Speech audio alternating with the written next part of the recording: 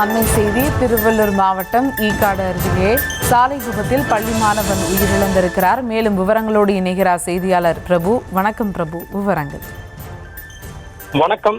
திருவள்ளூர் அடுத்த மெய்யூர் பகுதியைச் சேர்ந்த ரிஷி ராஜபிரியன் ஆகியோர் ஆவடி பகுதியில் உள்ள சென்ட் பீட்டர்ஸ் கல்லூரியில் பயின்று வந்த நிலையில் இருவரும் இருசக்கர வாகனத்தில் வந்தபோது திருவள்ளூர் DRBCC பள்ளியில் பயின்று வந்த அதே கிராமத்தைச் சேர்ந்த யஷ்வந்த் என்ற மாணவனை ஏற்றிக்கொண்டு இருசக்கர வாகனத்தில் திருவள்ளூரில் இருந்து மெய்யூர் நோக்கி சென்று கொண்டிருந்த போது திருவள்ளூர் அடுத்த ஈக்காடு பகுதியில் உள்ள மேம்பாலம் அருகே திருவள்ளூர் நோக்கி வளைவில் திரும்பிய லாரியின் பின்னால் வேகமாக வந்த இருசக்கர வாகனம் மோதியதில் பள்ளி மாணவன் உட்பட 3 பேரும் தூக்கி வீசப்பட்டு படுகாயமடைந்தனர்.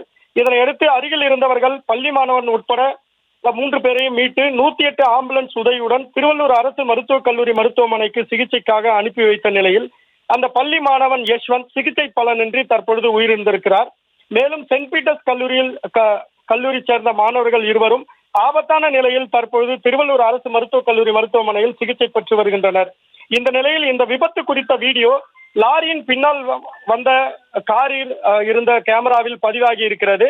அந்த கேமராவில் பார்க்கும்போது அந்த லாரி சர்வீஸ் சாலையில் இருந்து வந்து கொண்டிருந்த போது லாரி திருவள்ளூரை நோக்கி திரும்பும் போது இருசக்கர வாகனத்தில் வந்த அந்த 3 பேர், அந்த பள்ளி மாணவன் உட்பட 3 பேரும் இருசக்கர வாகனத்தில் வருவதும் அவர்கள் லாரியின் பின்னால் மோதுவதுமான அந்த அதிர்ச்சி காட்சி தற்பொழுது அந்த வீடியோவில் பதிவாகி இருக்கிறது.